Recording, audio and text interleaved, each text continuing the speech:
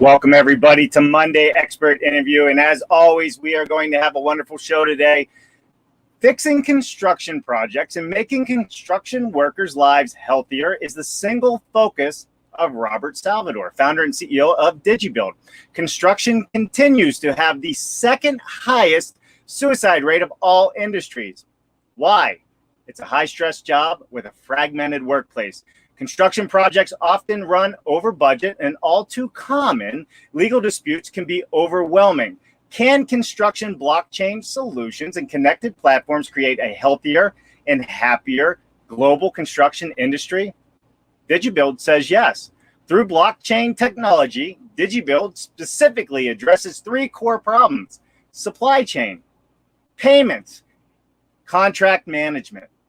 Imagine a single source project timeline that can help you remove waste and fraud for better data insights and decision making that will stop budget overages.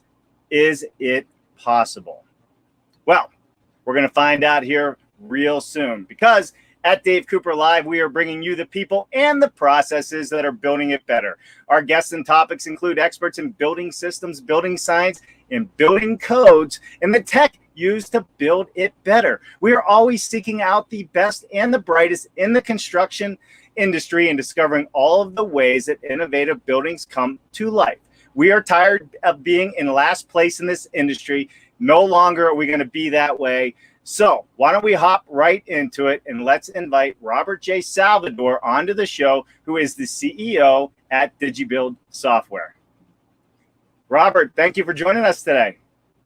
Hey, Dave. Yeah, thanks so much for having me, and hello to all of your listeners and viewers, and we're excited to be here. Yeah, well, this is going to be an exciting conversation to have today. This is the first time on our show that we really talked about blockchain. It's great to see that somebody's now using it within our industry. And there's a whole lot to unpack, especially with my opening dialogue that I did right there, right? Second highest suicide rate. And I have a feeling that there's a lot of passion behind what you're doing, and it came from somewhere in that realm. So before we get started, let's first learn a little bit about you. We want to know who you are, where you come from. We want to know everything about you from the moment you were born to this very moment in time. Do not leave out any of the good stuff. Or Jennifer behind the scenes is going to call your mother, but you only have 2 minutes to do it, so go right for it. Perfect. Well, hopefully Jennifer doesn't have to make that phone call. My mother, Gina, has received plenty of those calls over the years, and I've been trying to avoid that for a while, so hopefully I can answer. So yeah, thanks for having me again. I'm Rob Salvador, co-founder and CEO of Digibuild. I come from the construction industry originally. So I grew up under my dad. He had a small contracting company that started with framing, drywall, paint, a lot of interior work on big commercial projects. And, over the years, I watched him really struggle as a small subcontractor working on bigger projects, and just saw the industry really, kick him down and make his life really difficult. And throughout the years, I worked in many other construction offices as a project manager. I've worked for, developers, general contractors. So just in general, I've really seen a lot of the pain points that show themselves across the industry and across stakeholders, really. The problems that plague a subcontractor may be a little bit different, but the same stress and same issues are plaguing general contractors and architects or owners. So over the years, over the last 20 years, spending my life in construction, I've really seen those issues firsthand. And then about a decade ago, I started my own construction company. We started as a specialty contractor, a subcontractor, kind of like my dad was doing.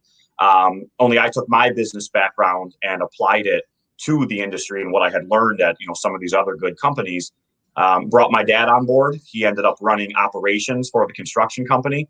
And then we ended up, being a successful nationwide contractor, which eventually spun out into a full construction management and consulting arm. And then about 3 years ago, I was really starting to understand blockchain technology. As really started to hear hype and buzz around cryptocurrency, back in 2016, 2017. And while Digibuild, we don't do anything with cryptocurrency, we use that underlying blockchain technology. Back then, a couple of years ago, I really started looking at the applications of that underlying base layer of technology called the blockchain. And I realized that it was perfect for what we do in construction. Construction involves all of these distrusting relationships and disparate companies who have to do business together and send data back and forth and all these different things, but we don't really trust one another. And that's exactly what that scenario is what blockchain was created for. It's for situations where you have many different distrusting parties who have to interact with trusted data or workflows or money. So about 3 years ago, we had the idea for Digibuild, started it up along with my co-founders, Ivan Franco, and then April Moss, my other co-founder, who I actually worked for about 15 years ago. She came back around and said, "Hey, what are you doing? I'd love to change the industry with you." And here we are today. And I'll actually share a story about April and her experience in the industry. She had many experiences seeing her father struggle as well. So you talked originally about what our goal is at Digibuild, and it's a healthier and happier construction industry. That comes from not only the struggles of my dad that I saw in the industry, but also my co-founder, April, and the struggles that her father had, which I can share in a second. I just want to throw it back to you, Dave, to make sure I don't run over on time. No, that's okay. Listen, everybody runs over on time. Robert, you're doing great so far, so I wouldn't worry about it. But you're absolutely right. I mean, the industry, especially for small business owners, as well as large business owners or project managers or anybody in the field, one small detail missed or one problem can cause a massive financial burden for people. There's a massive stress that happens in construction because there are so many moving parts and so many details. It's next to impossible to have all this up in your head. And I remember all the years, my 20 years of building, how many people, it's just construction. How hard is it, right? That's what the average person thinks, but they don't understand that there's millions of tiny moving parts. And I know you're going to get into that. But first, we are live on LinkedIn, YouTube, Facebook, and Twitch. Robert, why are we live on Twitch? That's where all the young people are at. That's where all the technology's at. Actually, one of our investors, Tim Draper, was one of the early investors in Twitch as well. So a lot of synergies here. And I appreciate you being live on Twitch because they appreciate innovation. Yeah, well, no, that's awesome. So as in the Meet the Drapers, Draper? Yes. Tim Draper from the TV show Meet the Drapers that we were fortunate enough to be on over the last 6 months. And we had a really great experience there and with Tim. You know what? I actually have a small 30-second clip of that. Can I play it? You all right if I play that? Absolutely. It can't get any worse than the 11 million viewers who have already saw me up there. So absolutely. I love it. Let's just play a quick intro here. It's only 30 seconds. Rob Salvador, co-founder and CEO of Digibuild. In total, the team behind Digibuild has managed over 5 billion construction jobs. Construction also has the highest suicide rate of any industry in the United States. We're very excited about what we're doing. We think that has the potential to change all construction. I love it. So, I mean, how awesome is that you were on Meet the Drapers? I think that's really cool. I don't believe you won that episode, but you still got an investment out of it, which is great. You were up against some pretty heavy competition on that show because you had Boxable on, who we had him on, last week or the week before on our show. Mm-hmm. And then there was another, if I remember, it was an IT company, like security company or something, cameras. Sentry AI. Yeah. So we actually ended up, so I'll provide the link before the end of the podcast so everyone can watch it. We ended up making it to the finals of the show. So on that episode, yes, we were up against Boxable, who obviously very formidable. They have $1 billion in pre-sales for, modular building and things like that. And then Sentry AI, which is a security company. But Tim Draper and his team called us right after the show and they were like, "Hey, we can't let you guys go home. We think what you guys doing can completely change construction on the software side of things." So they actually brought us to the semifinals and then had a great episode of the semifinals. And then we actually made the finals as well. So while we didn't win the show officially, we ended up not only making the finals, but then part of the show allowed the viewers to invest alongside of the venture capitalists like Tim Draper. Right. So we had to do a concurrent crowdfund on Republic, which is a huge crowdfunding website right now. Sure. And we actually maxed out the crowdfund with 1,900 investors and $1 million there. So yeah, overall the experience was great, and hopefully we were able to get our message out about what blockchain is going to be able to do to really revolutionize the construction industry. I mean, that's perfect. And what a great segue. So listen, if you're out there and you're watching this, you have questions, please put a Q in front of your question to make it easier for us to filter through. Jennifer will be in the background going through all of those and also putting up any comments as we have this conversation. So let's hop right into it. I think the simplest way to start this is asking the question, what is blockchain? So blockchain has a lot of different use cases, and trying to describe it in one sentence is honestly one of the hardest things I've seen done. To understand blockchain, you have to understand the current way the internet works. I always like to start with that. So your computer you're watching from right now, that's part of your database. Maybe it's your home internet, maybe it's for a company you're working for. In that case, the company owns that centralized database. If you're at home, you technically own that central database, or your internet provider technically runs that centralized database. So anytime you're sending things on the internet, be it a video, a contract, a email, it doesn't matter what you're sending, you're always sending a copy from your database to someone else's database. So it creates a copy, sends it to the other side receives it, and now they have their own copy of whatever document or file that was. So what happens is when you send that from your database, let's say you send a contract from, to you and you email to a general contractor, you're sending a copy from your database to their database, and you lose version control of that data. There's nothing that stops the other party from altering that contract, from deleting it and saying I never got it, from doing anything they want to that data. So the lack of trust between these two databases means that right now, both sides are going to save their own copy, right? So now you have two versions of truth. Even though there's only one document that was actually agreed upon by the two parties, you now have two versions of truth because of the lack of trust between these databases. So what blockchain essentially allows you to do is create a shared data environment where you can always be certain that no one is manipulating, changing, or having multiple versions of truth of a document. You can think of it almost like a group text message, right? If I say, hey, Dave, I'm going to send you $100. I owe you $100. If I were to just text you that myself, well, there's really no way for some third party, some outsider to say, yeah, Rob said that to Dave. He promised him $100. Right.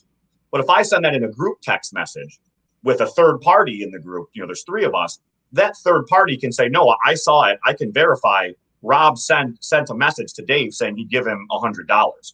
So think of that in construction, that type of system backing up all of the data and all of the workflows and processes that happen in between these construction parties. Construction projects create almost 750,000 documents on a large project between all these different parties, right? For all of our industry experts who are on right now, we've got architects, engineers, subcontractors, owners, GCs. So it's a lot of complexity to manage. When you can create a shared version of the truth, and you can also permission that, so only the proper parties are seeing certain data, what that allows you to do is essentially do three things for the construction end user. When you have trust built into the software, you can do these three things. You can automate end-to-end workflows, which saves time and money. You can create more transparency of the data, which reduces risk as well as reduces fraud when it does happen. Mm-hmm. And you can capture more robust data insights. Remember, currently, a lot of this data is fragmented everywhere, right? There's a version of truth here, there's a version of truth here. When you have one single version of truth, it gives you robust data insights. And as we know, construction is very much focused on data right now. So think of blockchain as a digital truth mechanism. A digital truth mechanism, 750,000 documents. We're talking a large scale project, not a single family home in this instance. Right. But that's just the paperwork. That's not all the process that happens in each one of those documents. And this is where it gets right. So this is where I think the blockchain is really going to come in and start holding pieces of the puzzle accountable. Like you said, it's almost like a big keychain of events that you can't deny happened if you're part of this building process that you're going through. So with that said, your solution, Digibuild, who is it primarily focused on? Is it primarily focused on residential, commercial builds, or does it run everything from a developer of single family product all the way through the commercial projects? Yeah, so our main customers are general contractors and developers on commercial projects. Now, for residential, large scale projects we can handle, but more, real small projects, a single family home by itself probably isn't complex enough to require blockchain in that scenario. But yeah, so larger build outs, especially commercial, where there's general contractors, developers, subcontractors, things like that. That's where we primarily focus right now and where most of our customer base is at. Sure. So let's get into how does the blockchain tech solve for congestion around tracking materials, equipment, BIM, contracts, the workforce? How does it all come together? Can you walk us through how one would get started and what the process is with your solution? Sure. So at the end of the day, our team comes from the industry. I mentioned my background as a builder. Overall, our team has managed over 5 billion in construction projects. So we know what the end users need to do with a lot of these workflows. So the first thing we've done before even talking blockchain, before even talking anything like, super technical, is create workflows that make sense for construction. So construction teams really see what they're used to seeing right now. As you know, there's a lot of great first generation softwares out there like Procore and BIM 360, CMIC. So a lot of the workflows are built in a way where project teams are still comfortable with them. They don't have to do a bunch of adapting to a new system. What happens then is when you introduce blockchain and that layer of trust that is there between all of these different parties, it allows you to verify things. So the blockchain is very auditable, verifiable. You could go in there and say, hey, this transaction happened in a certain way. I can mathematically and legally prove that these workflows, the who, what, where, when, and how behind any workflow happened in a certain way. So then what you can do is that allows you to meet certain risk management components that are necessary for each of the individual stakeholders on a construction project. So one of our tools, this is the easiest example, I always like to bring it up. We completely automate a lot of payments and the lien waiver process. But I want to bring up lien waiver specifically because it's the easiest way to understand the lack of trust between companies and how that adds more manual work between these companies. So as I mentioned, a lot of the workflows in construction, as you said, Dave, they have a lot more moving pieces than just like filling out the paperwork and your project manager has to interface with other companies, has to interface with their office. So we want to figure out, okay, how do we automate that? Well, because of the lack of trust that currently exists, the current solutions even, they can't automate that because let's take the lien waiver. So we want to automate the lien waiver process completely, meaning you click one button, the whole thing's done. There's some software out there that lets you kind of speed up the lien waiver, makes it less manual, but there's no full automation like click one button, it's done for everyone. Well, what's the reason for that? As your listeners, and you probably know, if I sign a lien waiver, if I say, Dave, you're going to give me a check for $1 million, hopefully, just let me know. It's on the way already. All right. If so, I'm going to have to sign a lien waiver saying, hey, I'm not going to be able to sue you or file an encumbrance on your project for that $1 million. But all the current software is a centralized database that's owned by that database, right? So I can't trust it. I don't know if you're a bad actor. I don't know if you're actually going to sign my lien waiver correctly. So I could never, as say a subcontractor or even a general contractor, I could never trust someone else or a piece of software to completely automate that for me. But when you introduce the blockchain, where no single party owns it, it's a shared collaborative data environment. And then each party could go in there at any time, whether it's on Tuesday or if they had to do it in court, they could do it. Go in there and say, okay, look, that is how that transaction actually happened. They signed the lien waiver properly, just like they should have for me. Blockchain gives you that trust between companies. Right. So then the lien waiver process, what we can do is you click one button, your lien waiver is created, and then every other party on the project who would have had to review that lien waiver, the upper tier parties, your GC, your owner, your lender, maybe your title company, we review it and approve it for them. They never even have to look at the lien waiver, but they get the output of that signed lien waiver every time. So 99% of the labor and risk is removed from that. In the previous way, obviously, as you know, supplier has to sign their lien waiver. Subcontractor has to sign theirs. Then they have to check the lower tier waivers. GC does the same thing, check the lower tier waivers. Owner does the same thing, check the lower tier waivers. So just as an example, and I'll throw it back to you, one of the large general contractors we're working with, VCC Construction, they're an ENR top 100 construction company. They project that we're going to save them $300,000 this year alone, just on the lien waiver process, just automating that. So that shows you what trust amongst these parties in a construction project can actually do in the ways of automation. Then you start thinking about, okay, lien waivers are a very small piece. Now you've got procurement, you've got insurance, you've got payments, you've got project visibility. That's the power of blockchain. So I'll kick it back to you, but hopefully that gave some semblance of what it looks like to the end user. No, it does. It does. Listen, when you can simplify the process and have a strategy for documentation from end to end, where there isn't he said, she said happening, is a big deal. You know, for people that are watching this, maybe on the consumer side, that aren't understanding the complexity of this, this isn't a one-day transaction. This is over the course of several years, some of these projects coming together from the start to the final build to the final C of Os. And managing all of that documentation from start to finish becomes a really big deal. And sometimes people honestly just forget, right? There's a lot of moving parts. It's not an intentional thing, but it could cause problems moving down. So I completely understand this.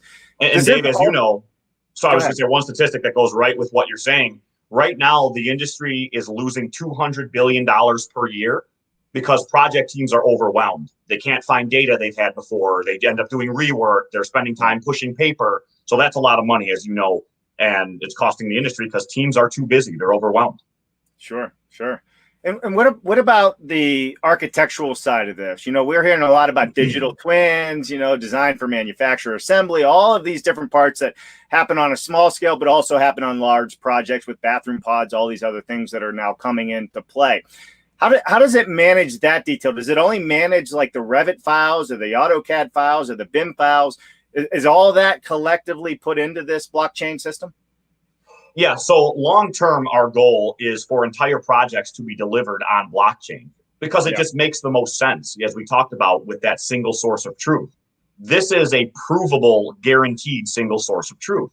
And talking about, you know, BIM and talking about digital twins, at the end of the day, the goal for a digital twin is to capture everything that's in that building, not only what's in the building, but the data behind the components of what's in the building as well, right? So a lot of that data comes from, as we've said, could be a mechanical engineer over here, could be an architectural design change over here, could be a subcontractor RFI over here. So being able to create a shared source of truth between everyone allows you to create that perfect digital twin. So one of the reasons I think we're struggling, you know, obviously people are talking about trying to implement digital twins, but in practice, it's still very, you know, it's very low as far as implementation goes. Right. And I think blockchain really helps because it's a technology that really, at the end of the day, it's a single source of truth. It's kind of another way of saying digital twin, right? It's a twin of what's there physically in the digital space. So what we're seeing is that a lot of owners and general contractors are saying, hey, if I plug my project into Digibuild or to blockchain technology, I'm kind of creating the foundation of a digital twin anyways. So as you read in the description, one of our tools is for contract management and project visibility. And basically, we integrate with all the different systems being used on the project from BIM. Maybe they're using a different construction management software. Maybe we integrate with their emails, everything like that. And we're creating that version of a digital twin, the underlying things that you need. And not only is that better for all the parties because they can just go along their day like they normally would and know that the blockchain is capturing that data for them and creating that digital twin. And then the blockchain is also extremely efficient for owners when you're turning over your project or a GC, turning over the project to the owner. Right now, about 30% of that data is lost before the job is even over. So now imagine, okay, the owner's already lost 30% of their data before they get their building. Now in 5 years, the owner wants to sell that building to another owner. Well, think about how much of that data is lost. So again, the blockchain allows that next owner to plug right in and have all that data without an issue. Right. So nothing gets lost from generational owner to generational owner, whatever the case is what you're saying. All that information, all the data, all the blueprints, RFPs, all the stuff is who the mechanical contractor, all in one place, never to be lost. Before I go to my next question, buy-in to this with, so I can understand the buy-in from the developer side, the investor side. How is the buy-in to the blockchain process with Digibuild with, let's say, the trades, all the way down to, whoever's sweeping the floors or picking up at the end of the day? How does that work? Yeah. So, bottom up, the workers in the field and whatnot, our software, like I said, is tailored to the people who have been working in the field. So they're not interacting with the blockchain. They're not having to do any crazy technical things. They're basically just going in there like they're used to and saying, okay, this is how I put in a change order. This is how I sign a lien waiver. But we're removing steps for them. We're removing complexity for them. So we're basically taking something that maybe it took 10 steps and 30 minutes before. We can do it for that person in 5 steps and 15 minutes. So we're just giving them time back in their day. Now, as far as the overall companies go, talking about the trades, one of the really great things about blockchain is that it's this shared tool, right? So if you look at the current software out there, while it's helpful for, say, the subcontractors or the developer, it's really geared for whoever the customer is, the general contractor usually, right?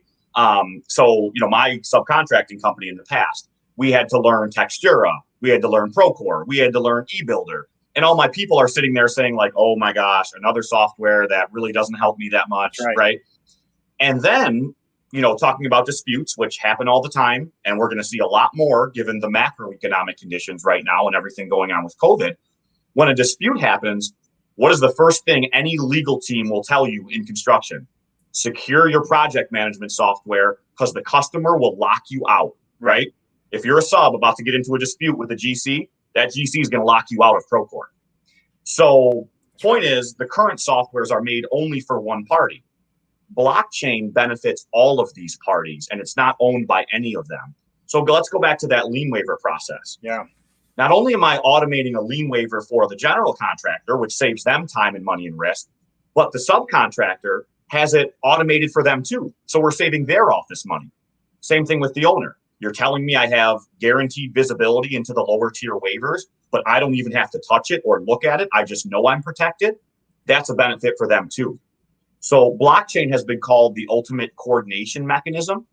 And it's this technology that allows all of these companies to collaborate in a way that's never been done before, because the technology itself is actually benefiting all of those companies, not just one of them. So as you know, everyone's been talking collaboration, right? You hear talk about IPD, like integrated project delivery, but in practice, because of like the psychology of construction, because of the way that behavior has adapted and evolved in construction the last 50 years, there's just a lack of trust. So we don't want to collaborate. Like, get that electrician out of my way. I got to hang my drywall. The GC's trying to back charge me. That's fine. I'm going to hit him with a change order. Like, that needs to go. And blockchain allows us to create this collaborative mechanism because the technology is helping all of the companies. So that's something that the trades are loving it because they're like, oh, wow, you're helping me too. What's holding accountability? It's not that he said, she said, a lack of paperwork. I sent it in. I never got it, whatever. It's all there. And that's exactly what you're saying. So at any given time, a trade or anybody part of the project can go in and be like, okay, yeah, we did agree to that. We have to do this. And I mean, it is what it is. And I think that's very, very powerful.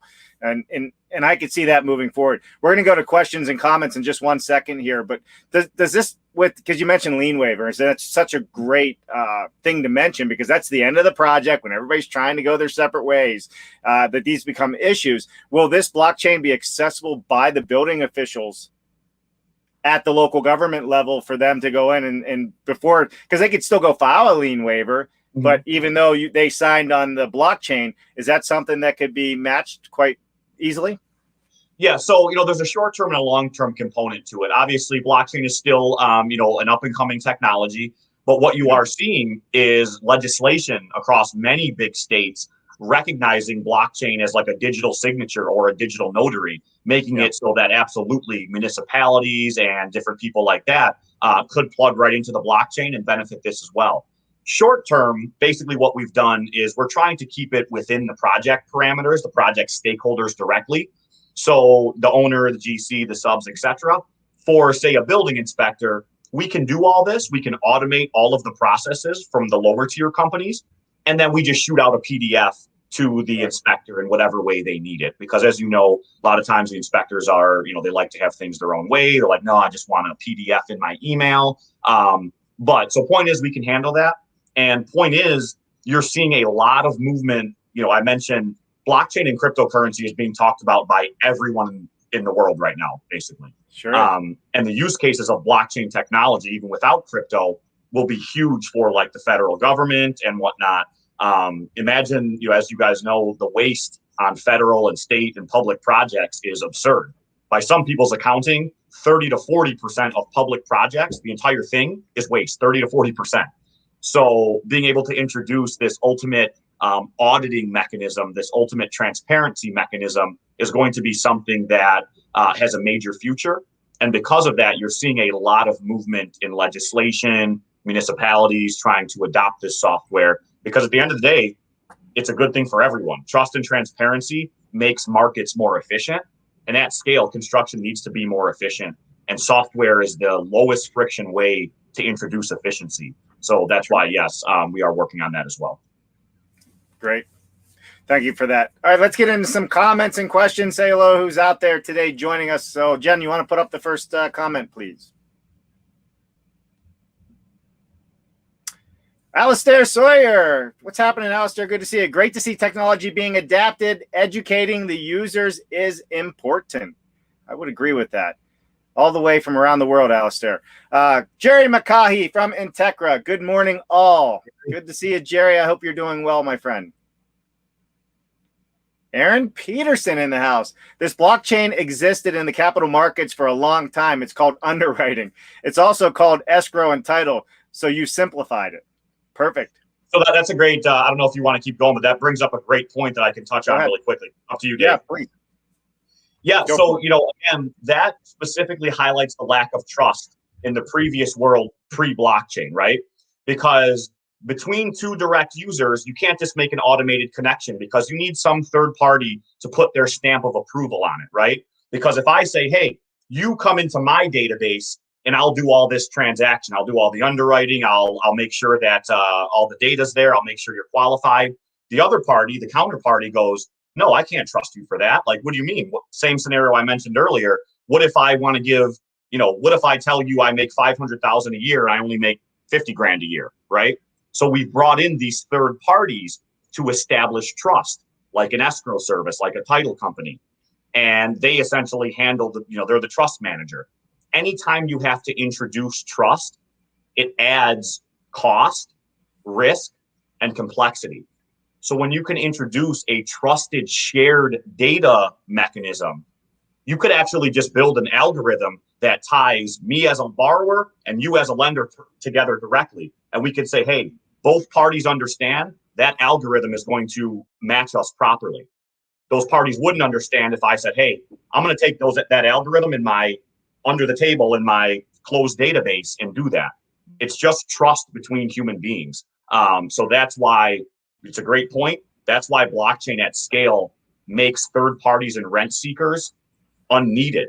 And from a financial and risk perspective, that's game changing. That's industry changing. That's market changing. Yeah, for sure it is. Thanks for that question, Aaron. My guess is if Aaron's in the audience today, there's more. There it is. I knew it. Aaron Peterson, who manages the blockchain for you then? Is it traded by which platform who operates as the third party to the blockchain? So we've built on top of Hyperledger Fabric, which is an open source project. It was originally created by IBM, and then they donated it to the Linux Foundation. So we manage like the front end, what the user is seeing.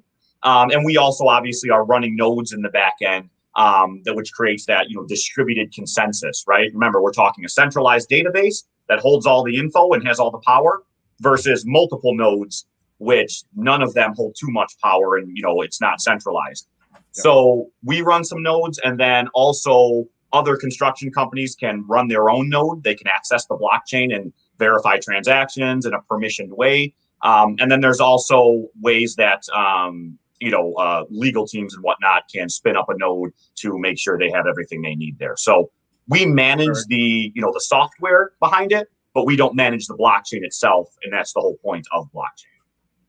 Right. That makes a lot of sense, and not but one it's permissioned. I want to say that, like, it's not like a subcontractor can go in there and see like the owner and the GC's contract. It's built in a permissioned way. The sub can only see what they're supposed to see. Right, for sure. Thank you for that. Joe Hutchins, are you leveraging blockchain in the design phase? So yeah, so what we're doing right now is we're trying to get in as early as possible with general contractors and owner teams, especially ones that are doing design build along with the architect, just because the earlier the better, right? If you're trying to get a single source of truth, that project starts in the design phase, as everyone knows. So right now we do work some in the design phase. Obviously, the architect is heavily involved leading up to the project and going to course of construction. So some of our workflows where the architect has to get involved, like approving payments, automating the lien waiver and things like that, we do provide an interface for the architect and the design team to be involved in that. We're more focusing right now just because we're trying to keep laser focused on a certain area before we expand too far. So right now, like the actual course of construction and working intimately with the general contractor and the owners are kind of our main area of focus. But yes, definitely the design will be a part of that. Great. Thanks for that question, Joel. AJ from YouTube, for controlling documents, version signing, etc., what can blockchain enabled tech do that something like DocuSign is currently not able to? Great question. Yeah, great question. So, DocuSign, they do a lot of great things. Yes, you can automate a signature between, a subcontractor and a general contractor, right? Which is fine. That's cool. But there's still about, let's say, 10 minutes where someone in your office, like a project accountant, a project manager, a project engineer, they're going to have to go through and verify that your lien waiver matches the payment application. It's got the correct dates on it. It's got the correct language on it, all that stuff. DocuSign is just a medium that establishes a little bit of trust, right? It says, hey, you've put your signature on this, which is a form of establishing trust, but it's not fully automating the process because it's just a third party that is, giving you a service. So the problem there is there's still 75% of that workflow, which is not automated. So blockchain allows you to automate the entire thing. Like our software goes, click this button, say you agree to sign it, then all the parties are done. Like it's over. Yeah. Also, DocuSign, it's one company that's a third party with a third party fee. So if every time you need a third party verification, you bring in another company, you're talking 50 different companies with 50 different fees. Whereas having blockchain on your project can not only automate a ton of these workflows, but you also remove many other third parties and rent seekers that might otherwise have to be brought in. One other note on that. A lot of the information that will go, that we handle in Digibuild and using the blockchain, let's say information that goes from a subcontractor to a general contractor. We automate the contractor enrollment process in insurance, for example, right? We stop the GC and the sub. We save some time for them by having to collect all this info. Well, their relationship is over here, right? They need that data over here. But guess who also needs that same data? The insurance company over here, right? They say, I need that data too for underwriting. Well, now, because of the lack of trust, the GC or the insurer, the GC or the sub is now going to have to send that same info to the insurer up here. But if you had a shared trusted platform, we could pipe that data right to the insurer. Yeah. So as the sub gives it to the GC, go straight to the insurer. And this is where at scale, you see automation, transparency, and data in a way that is just not possible without a blockchain being involved in that scenario. It connects all of these parties who are really connected, whether they like to admit it or not. Right. And everybody has the visibility into it. And that's awesome for the insurance companies as well, because then there really is no doubt what has happened and what has transpired. And you're not getting hit with some ungodly insurance bill. For sure. That's what they said at AGC last week. AGC had their conference in Bonita Springs, Florida. Right. Every panel we attended 4 of them. Every panel for risk and insurance brought up blockchain. So you're absolutely right, Dave. Yep. For sure, for sure. All right, everybody, we're going to get back to some more questions here a little bit later in the show. So if we didn't get to yours just yet, we will come back to it. But let's move on. We are live on LinkedIn, YouTube, Facebook, and Twitch. So please hit that like and share button. We are all about putting out the new information, the people that are doing it better. And that's why Robert is with us today. They're changing how we build in an industry that hasn't changed in 100 years. And if you are listening, Mr. Elon Musk, I always say, Tesla should be charging our buildings, not the other way around. Anyhow, moving forward. Hey, if you want to build something on Mars, you're going to need a blockchain. There's going to be a lot of distrust between construction companies, between Earth and Mars. Just saying. That's right. That's right. And you know what? Blockchain probably travels a lot faster than hard copy documents to Mars, right? Yeah, right. Exactly. You can't FedEx your lien waiver to Mars. That's it. That's it. All right, here we go. So people want to get into this, Digibuild, blockchain. So how can the construction industry integrate blockchain technology into their business? Is there a crawl, walk, run strategy? Is this something they just need to adopt? Or do they say, hey, Robert, Digibuild team, I want to do this, but man, does this seem overwhelming? How do I get started? Yeah, so we have a two-track path in the market that we're taking. One is just like you mentioned, we want to go in low friction. There's a lot of companies already using a software out there, like Procore, for example. We don't want to ask you to up and throw away Procore right now. We have built individual tools that solve individual pain points that can be integrated right alongside what you're currently using. So for example, as Dave mentioned earlier in the show, we've built 3 individual tools that solve major pain points that are being experienced in the industry. One is procurement. Finding, ordering, tracking materials from your supplier to your job site. The second one is contract administration and project visibility, giving you ease of access and an easy way to find information based on all these documents that are going back and forth from contractors, from different parties, etc. Basically, a one-stop shop for finding all the information on your project, comparing it to other pieces of information, and making a decision from there. The third tool is around payments, automating the collection of payment documents, automating the processing of, G702, G703 forms between these different companies. So basically, you can use our individual tools, and they help you manage and solve pain right alongside your current software. So I'll talk about our procurement tool for a second, just so companies can understand like the one side we're taking, which is more of the land and expand model. Basically, we have a platform that can be used alongside your current system.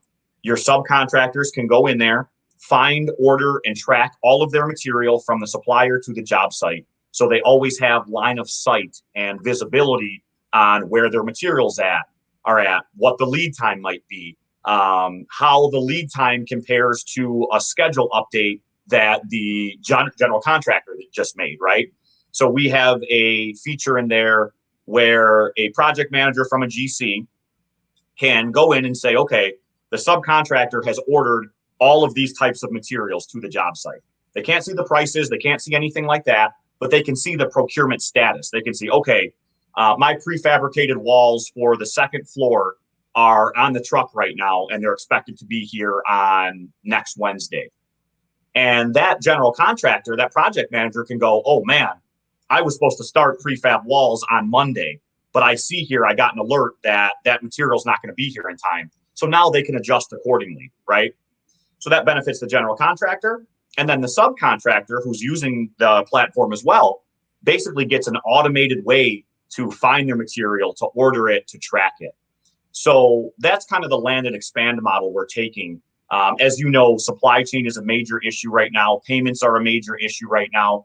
So we're solving for those individual issues that companies are struggling with. And then they can see the benefits of blockchain in a smaller way before they make that bigger commitment to say, wow, this is incredible. I want to use blockchain across the board. And the other side is we're working with GCs and owners who are just implementing it across the board on their contracts, saying we use blockchain as our system of record on this project. And lastly, we've created an industry standards body alongside 30 of the biggest and most influential companies in AEC. Some of the biggest owners, some of the biggest GCs, the biggest insurance company. Basically, that group it promotes, it governs and basically tells the industry that we want to use blockchain.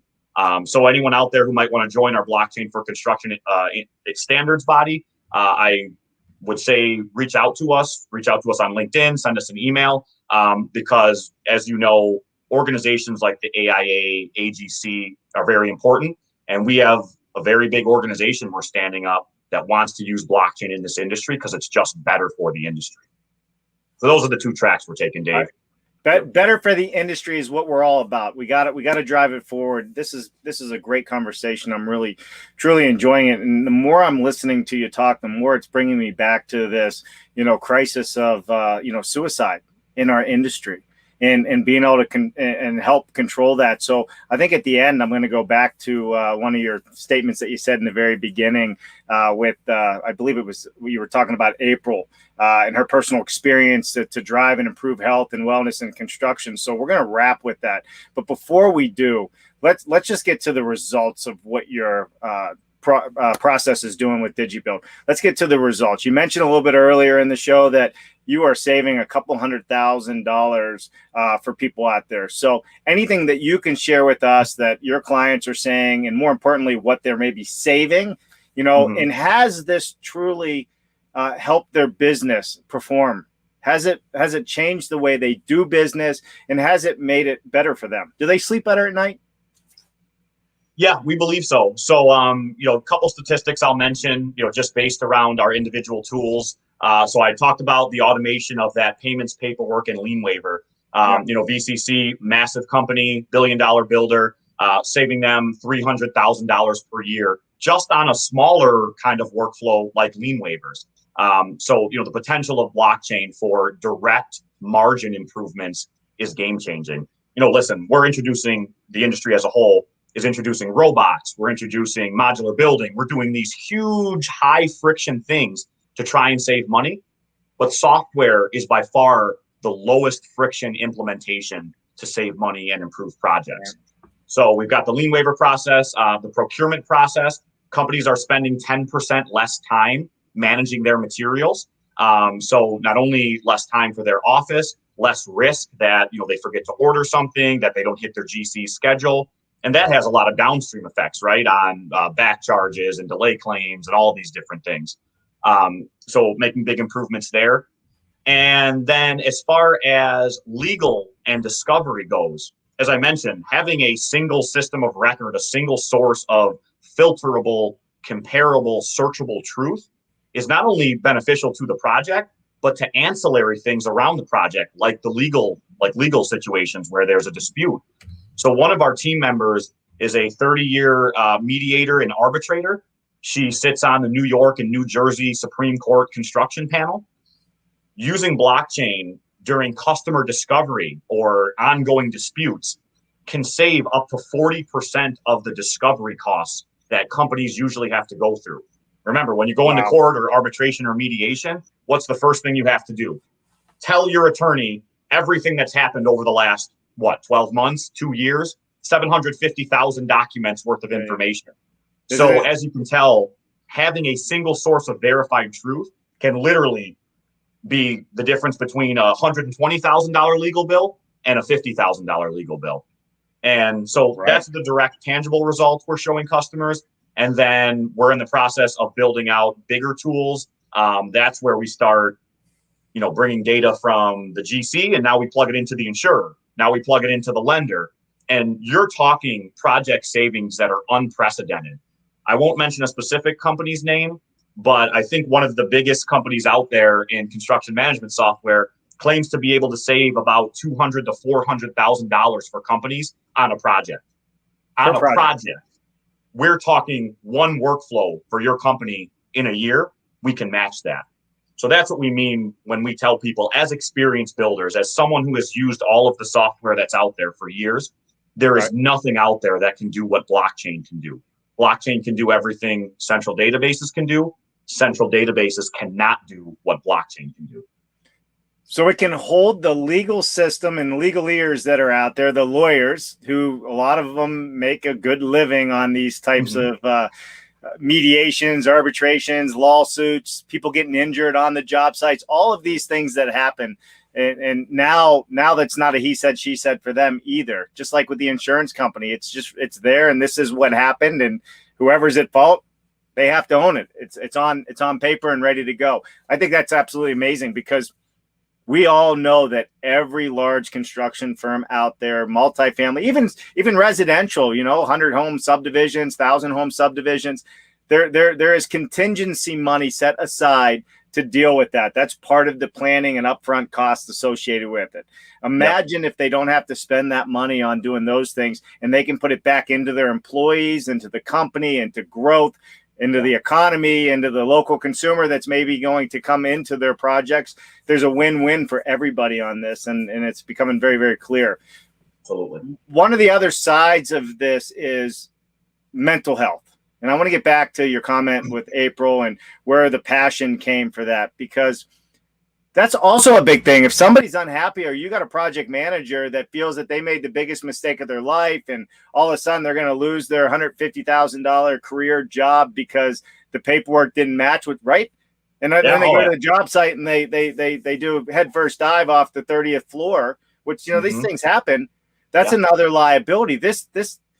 Walk me through April's comment and where her passion in all of this has come from, if you don't mind. Yeah, no, absolutely. So I mentioned April Maple Moss, co-founder. She was actually an early mentor of mine. I worked for her 15 years ago, so it's actually an amazing story. And I'm so grateful to have her back around as a co-founder, this many years later, when she was an early mentor for me in my career. So April's father was also in construction. And as you mentioned, Dave, construction is fast-paced, high failure rate, right? 70% of projects, 70, are finishing late and over budget. Like, imagine if your Amazon package didn't show up 70% of the time, right? You'd probably be like, I'm not going to use this service again. So high failure rate, as you know, so many moving pieces, so many large, complex jobs where a construction team of 4 people is supposed to manage 50 trades, the owner, the architect, and then 500,000 different individual workflows of some sort, right? It's insane. High failure, also has a very big drug and alcohol culture, that probably goes hand in hand with, that high stress atmosphere. So as you mentioned, construction has the second highest suicide rate of any industry in the country. And April knows that experience firsthand. She had a tragedy in her life. So I mentioned that her father grew up was in the industry as well. He was a custom cabinet maker, and the seasonality of construction, the non-payments, the late payments, all of the different issues and failures in construction led her father to eventually take his own life when April was only 8 years old. So obviously an extremely traumatic experience, and something that to this day, at Digibuild, when we say this is personal for us, when we say we're going to build a happier and healthier construction industry, it isn't just a mission statement. It isn't just like hey, this sounds nice on paper.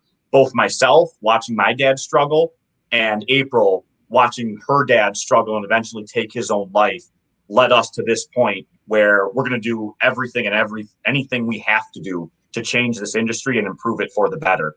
And that starts with better results. At the end of the day, as much as they say money doesn't buy happiness, money very much contributes to mental balance and health, especially when, like you said, it's your job. If you fail and you lose your job tomorrow, it's not good for your mental health. And that's where, by improving construction projects, we can also help improve construction people. That's right. So big shout out to April. Thank you for that. We have found on the show, Robert, that all successful companies, large or small, there's a passion driven from somewhere. There's a desire to make something better and build a culture around them that's healthier, and to grow. So I appreciate you sharing that with us. And April, we do her stories in housing. So we are big promoters of more women in housing. We will go further, faster if we do. And so, man, maybe we need to have April on the show one of these days too. I think it would be great to learn from her experiences. Yeah, I'm so blessed to be surrounded by multiple extremely impressive female founders. April, be happy to come on. And then Barbara Rez, who's another one of our teammates, one of the most known builders in the country. She's built half of New York and is also one of the biggest advocates of women in construction. So happy to put you in touch with them. And I'm just lucky to be here and be supported by them, and just, come on these talk shows and just be the loud mouthpiece that tells everyone how great they are. Yeah, you have my role. My role for sure. Exactly. I'm just the megaphone, but I am definitely not the brains behind all the good stuff happening. There's not a chance, but I love what we're doing. So, Robert, we always ask everybody at the end of our show. We got a couple more questions, but I want you to think about it as we get into the questions. I am going to ask you what your one thing is, whether it's personal, business, to share with us. But before we do that, I think we had 2 or 3 more comments, questions. So, Jen, why don't we put those up and then we'll wrap up the show? Sound good? Aaron Peterson back in the house. Wow, you just opened a geek window for me. Blockchain would not be possible without artificial intelligence. The DocuSign lag makes this apparent. Thanks. Perfect. Oh, Aaron's twice on this one. I love your guests. They are so smart. Nodes and all. They have it down and to work with IBM, who donate to Linux. Awesome. If you don't know Aaron, you need to know Aaron. He's one of these guys. I'll definitely connect with him. I think I might already be connected with him. But yeah, thank you so much, Aaron. You make a great point about artificial intelligence. That's one of the other, call it, inflection points that's happening in the industry right now, is the use of artificial intelligence. What's artificial intelligence 100% predicated on? Good data. You can't do anything with artificial intelligence if you don't have the right data sets. Again, talking about the fragmented data in construction, hard for artificial intelligence to automate and make these intelligent data decisions without all of the proper data. So you're absolutely right. That synergy there, blockchain can give you the single source of proper data and truth for the project. And then you can plug in something like artificial intelligence, where your project and Digibuild, or a software tool, starts looking more like a digital project manager than just a mechanism for sending documents back and forth. When AI combined with blockchain can suck in enough data, it could say, hey, you've seen this change order request, or the industry has seen this change order request 100,000 times. 80% of the time, this is the right decision or whatnot. So to your point, we have aspirations for using artificial intelligence. It's in our roadmap. They do go hand in hand. That's a great point, Aaron. Yeah. And that was a great example. Imagine that you have a change order and the artificial intelligence can show you what was the best decision made 80% of the times when people chose that same change order, that has come up, because there's nothing new happening in building. It's the same problems over and over for the most part, just a little bit different scenario. So I think that's an amazing. You talked about design and RFIs and whatnot. When you have an artificial intelligence system that says, hey, designing this building, you've seen this problem before. It's created 500 RFIs. Or even when you're turning in an RFI, an AI system can go, hey, looks like this has already been answered. Maybe save both your time and the architect's time. Here's the answer for you. So the applications are unlimited. Eventually, project teams, they have a digital project manager with them, so they don't have to push the paper. They can work with the people on site and all that. So, yep. Yeah, that's amazing. Honestly, think sitting in a boardroom, you got a big problem, you got a change order that came in. How do we deal with it? Oh, well, let's just run the software and see. Well, this is what happened 80% of the time. Yep. Let's roll with it, and it helps make smarter decisions. Perfect. Yep. And so many times you have executives who they have no idea what's happened on the project, but in 15 minutes they have to plug in and say, okay, what's the best decision here? One of the reasons we make that project visibility tool is so they can plug right in and say, okay, it's been a year-long project, but I can get a 15-minute digest of what's going on, what the dispute is, etc. So that's where technology empowers people in construction. Perfect. So as we always do, everybody, we're going to ask Robert his one thing. We are live on LinkedIn, YouTube, Facebook, and Twitch. If you are not following Robert, if you're not following April, if you're not following Digibuild, you are wrong.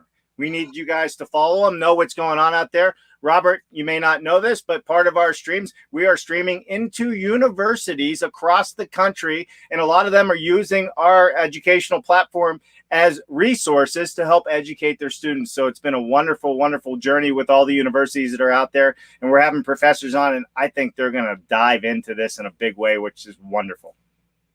Absolutely. Yeah. Thank you. And glad to help contribute to, the next generation of builders. I think that's so important. As you know, we need more technologists. We need more younger people who are familiar with things like AI and blockchain.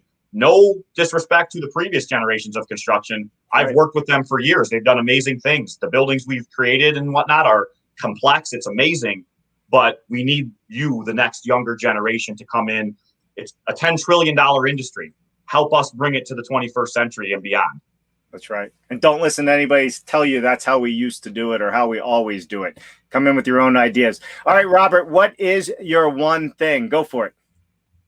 So my one thing in the subject of what we were talking about is I believe eventually, to quote Goldman Sachs, that all financial transactions will be delivered using a blockchain in the future. And I'm going to take that one step farther. I believe all major markets and major industries will utilize blockchain in the future. Trust in society is something that we have not had. It doesn't exist. For the first time ever, we have a technology that allows you to introduce trust between people. There's a number out there called the Dunbar number, which is the number of people you can trust in a group before you can't trust anyone anymore. It's too big, it's too complex. That number is like 10 people. Okay, so look at markets, trillion-dollar markets, billion-dollar companies, billion-dollar industries. Being able to introduce a trusted mechanism into that is changing in a way that has not been done before. And eventually, you'll be able to tie in Digibuild and a construction blockchain with a material and a commodities blockchain. So real-time data feeds. And then you'll be able to tie that real-time commodities blockchain into a financial blockchain for, trading and all these different things. And the world will eventually be much more interconnected and much more efficient than it is right now. The last thing I would say is, just as a founder, as a person, appreciate your people. There's been some amazing people who have gotten us to this point. I want them to know, from our internal team to our marketing team, anyone who's helped contribute to what we've done with Digibuild, we want to say thank you. And I hope everyone else out there in your lives, your companies, appreciate the people around you. You never know when they won't be there anymore. So just appreciate them, love them, say thank you to them. And thank you, Dave. This has been fantastic. Hey, listen, this is wonderful. And you're absolutely right. It all comes down to the people on your team and the culture you create. You'll go further, faster together than you will individuals. So appreciate having you on the show. All right, everybody, listen. Wednesday is all about hemp on Product Spotlight. What's up with hemp? How is hemp being used in building materials, and what does it mean for a more sustainable way of building? We are going to have Mandy Lynn Kerr on, who is part of the head of the Global Hemp Association. And boy, is she going to bring a lot of knowledge to this show. We're also going to possibly have people that are using hemp block for building, hemp walls for building. This is going to be a great show. You do not want to miss it this Wednesday coming up. Robert Salvador, Digibuild, amazing having you on our show today. Thank you so much for being here. And to everybody else out there, thank you so much for joining us today. Robert, don't go anywhere. We'll come right back to you after the outro. And everybody else, we'll see you Wednesday, 1 p.m. Eastern, 10 a.m. Pacific. Bye now. Thank you. Bye.